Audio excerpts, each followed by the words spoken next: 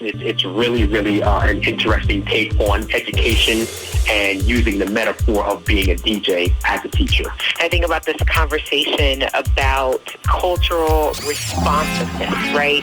This is Blair Durham with Black Wall Street Today, your media hub for all things Black entrepreneurship, politics, news, and events in Hampton Roads and beyond. When I say black, y'all say Wall Street. Black Wall Street. Black Wall Street. Welcome back. It's the 105th edition of Black Wall Street Today with Blair Durham. It's time now for a conversation with Dr. Shaun Woodly. He's dedicated his professional career to education. He's a decorated K-12 teacher, university professor, and author.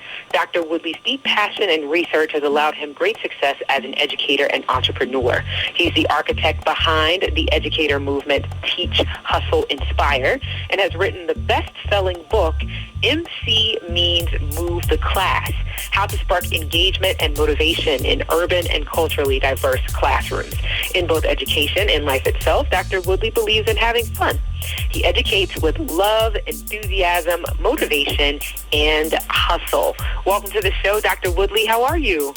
I'm doing so well. Thank you so much for having me. I really, really appreciate the opportunity to share this space with you and engage in this conversation. Thank you.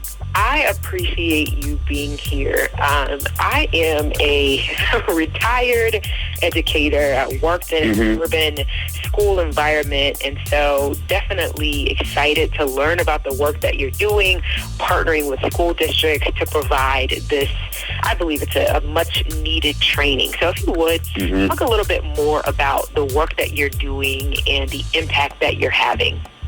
Sure. Well, what I do primarily is I help school districts, whether it is working with the district itself, whether it is working with a school or certain schools, or even at the teacher level. Sure. I help essentially at a fundamental level, even the playing field. You know, a lot of times the way that we as educators are taught to teach our students, and a lot of times the ways that we as educators experience schools, it puts certain students at an advantage and others at a disadvantage naturally. Yes. What my primary focus is to work with schools that are mostly in urban and culturally diverse communities to help, as I mentioned, level that playing field, to shift the practices, to shift the thinking, to shift what we actually do and how we engage to unlock our students' intellectual treasure. A lot of teachers, I wholeheartedly believe, and you know, we get into the classroom, and I believe that every single teacher that walks through those doors wants to make a difference in the lives of their students. I believe that every single teacher wants to engage and capture and motivate their students in every way possible. But the tools that we have to do this are limited. And unless we shift that focus, unless we put those tools in the hands of the educators that so desperately need it, serving in urban and culturally diverse communities, someone is going to be disadvantaged, and 9 times out of 10, it's going to be a student of color. Yes. I think about this conversation about cultural responsiveness, right? We're looking at the fact that, you know, our young Black males are especially vulnerable.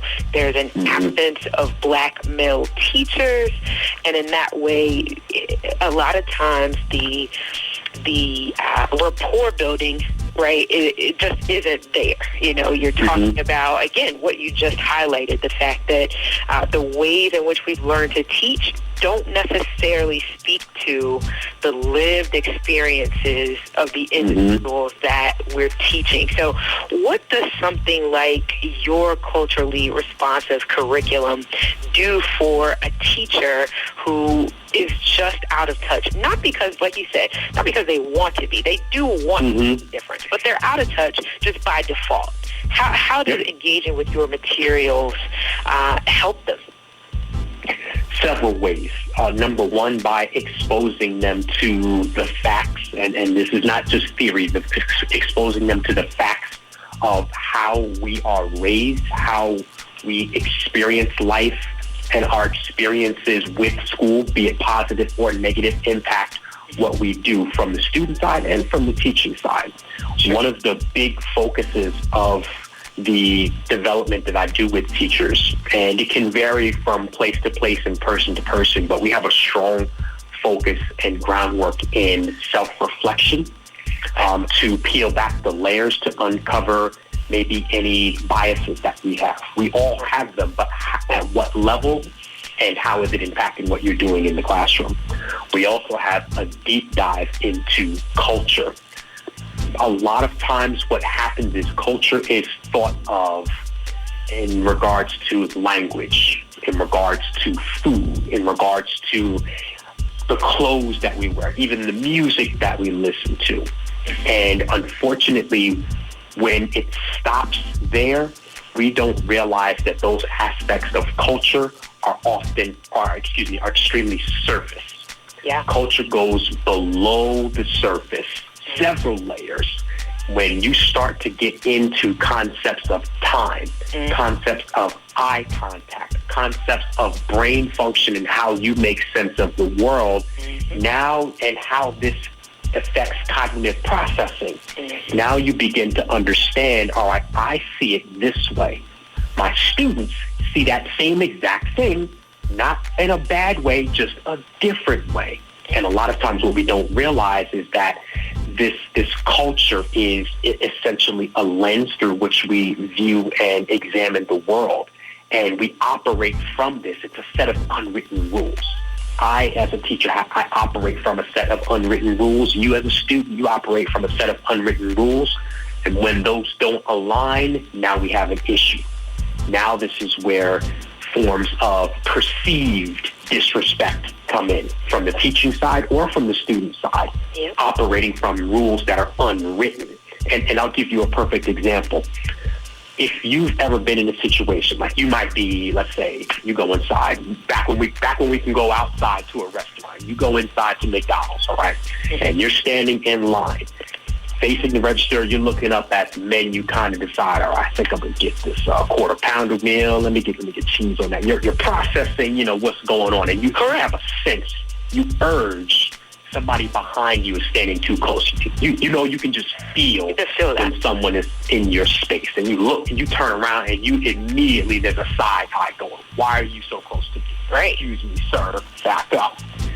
That concept of space, that concept of personal space is something that is at a cultural level. What that person did was violate your personal space. That is something that's a learned behavior that is cultural. Yep. But the thing about it is no one ever sat down and told you, don't let anyone within that 36-inch bubble around you. 3 feet. Everybody has to say 3 feet. It's a learned behavior. That learned behavior has an emotional charge to it. Sure. That experience that you just had at McDonald's with somebody standing too close to you, immediately it's whoa, hold on, back up here. There's an emotion, boom, has an automatic reaction. Think about that now in space of when you translate that to the classroom where there's some sort of violation, even unintended. Your intent might be good, but the impact may work against you. So now that you have these emotional charges that occur one after the other, that student is now becoming in a position where they are defensive, or the opposite. That student says or does something to offend, it's perceived disrespect that teacher, and now that teacher is in a position to discipline, unfortunately, that student. This is why we have an imbalance in the data as far as disciplinary actions for Black students and students of color versus white students. A lot of that can be traced back to perceptions of what counts as respect and what doesn't. So we examine those things. Dr. Woodly, and I'm just thinking, not to cut you off, but we can't get you across this nation fast enough, right? I'm thinking about the times in which we find ourselves now, and some of the bias that has gone into the ways in which students are expected to engage virtually, right? Correct. The lack of consideration for the fact that I may not have, a nice, neat office, in which to in which to kind of enjoy this classroom moment, where my camera is expected to be on, or where I'm expected to kind of there's so many layers even in that. And then how are teachers receiving training to ensure that students can optimize this experience in accordance with what is best for them? So how are you finding yourself helping now? What are the kinds of kind of practical ways in which you are assisting school districts? One of the key things that we are focusing on right now is in addition to the instructional strategies and practices that we talk about as far as understanding culture and ways that we can engage and motivate our students to excel and achieve in school, we also really have to be sure that we're taking time to focus on the educators. 2020 is, for lack of a better phrase in this moment, a year to remember. And as educators, and I'm sure you can attest to this, we're naturally givers. We're naturally people that pour into the lives of others. It is a part of who we are. It is what we do inside and outside of the classroom. Too often we give to a fault. We don't ever take the time to pour back in ourselves. So one of our strong focuses as of late has been to improve and increase the mental wellness of educators. How can we incorporate practices of mindfulness to increase happiness and cognitive abilities and strengthen the resilience and resolve for everything that we have to do already, compounded by everything that is happening in addition to everything that already does, teaching virtually or hybrid teaching new students that have not experienced learning in this way, again, on top of everything that we already have to do. And we haven't even talked about home life yet. Right. We are adjusting on all levels of our lives. In real time. Exploring all of these things helps us to, it won't make it go away, but it helps us to deal with it in a way that we can respond better to it, so that physiologically it doesn't affect us as it would if we didn't have these practices in place. Yeah, man, that's key. That's key. So how do I connect with you if I'm interested in support either for my school or for my school district? Sure. You can find me at my website. It's teachhustleinspire.com. And you'll find all information as far as how to reach me. There's a link where we can schedule a time to talk and really peel back the layers to see what the needs are for a district and or an administrator in the schools. It varies so much from person to person and school to school. And also even email. I can be emailed directly at Shaun@teachhustleinspire.com. That's SHAUN at teachhustleinspire.com. Perfect. Let's talk about the book. We've got about 4 minutes remaining. Let's hear about MC Means Move the Class. Sure. Who's organized and who's going to kind of get the most out of it and all of those things? Absolutely. Well, this is really a reflection of my life's work and growth as an educator. What happened really was I was a student at Hampton University, and once I graduated, I started teaching locally in an urban school district. And while I was actually teaching full-time, I was also working DJ. I used to actually DJ at WHOV, coincidentally. Oh, wow. And I was growing in both professions at the same time. I'm growing year in and year out as a DJ, growing year in and year out as an educator. So I started to really uncover some similarities in both of those professions. I'm in a one-to-many environment, trying to move the crowd and trying to move the class. I am also a source of motivation. I'm trying to get these people to dance and move. I'm trying to get these students to learn and engage with this content. So the book uncovers a lot of those parallels and talks about how we as educators can use those principles of raising student achievement, increasing self-awareness and self-motivation, building authentic, engaging relationships with our students, as well as using creativity to fuel all of this. It's really, really an interesting take on education and using the metaphor of being a DJ as a teacher. I got to ask you this, too. That's a Sure. powerful concept. And actually, parenthetically, our producer says he thinks he knows you, so we have to make sure that you all connect. Okay. I am thinking about, so I was a special educator, and I was, of course, responsible for the case management services for about 35 students. I also taught 3 blocks daily. I was an inclusion teacher, had some self-contained experiences. It was there was a lot happening, right? And then there's this issue of your work, your life's work, right? Which clearly we cannot afford to ignore. How does and where does a teacher get to engage with what you are providing? Is this a professional development kind of exercise that happens over the course of the summer? Are you moving in to provide in-services? I'm just thinking about the very real experience of the life of a teacher. What can make this tangible? Sure. In several ways. Okay. This can be taken in with the learning that happens with the book, and of course that can be read as needed or in your own time. Yeah. Also, there are experiences.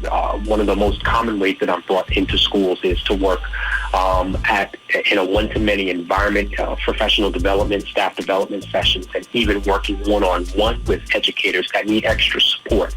That administrator can't be in all places at one time, so that is definitely one way, as well as the Educators Academy that I have. It is an online learning platform that breaks down all of the concepts in the book and beyond to help instructors, help teachers be more culturally responsive instructors and practitioners. Perfect. That is a self-paced exercise to really, over the course of 4 weeks, grow your practice and really help you to be able to move the academic needle. Wonderful. That is the answer to my question. Phenomenal. Hey, this has been great. We are, at the end of our time. I would love to have you back on the show to talk more about the work that you're doing as it evolves. This is fantastic. I appreciate the opportunity. Thank you so much for having me. For sure. This show is brought to you by Positive Vibes Incorporated, our consulting services. We do credit fixes, tax resolution, we lend private money to real estate investors, and we do debt consolidations. Basically, we put money in your pocket when you need money. We put money in your pocket when you need money. 757-932-0177. Throughout the United States, credit fixes, tax resolution, lending private money to real estate investors, and debt consolidation. 757-932-0177. 757-932-0177. Phenomenal. Stay with us online at Black Wall Street Today on Facebook and Black Wall Street Today on Instagram, and then follow us on Twitter as well at BWS Today. We look forward to talking again next week. Have a wonderful week. I have said and I will continue to say that the most important priority for the Black community is the Black community, not a particular political party. Phenomenal. Hey, yo, when I say black, you say Wall Street. Black Wall Street. When I say black, you say Wall Street. Black. When I say black, you say Wall Street.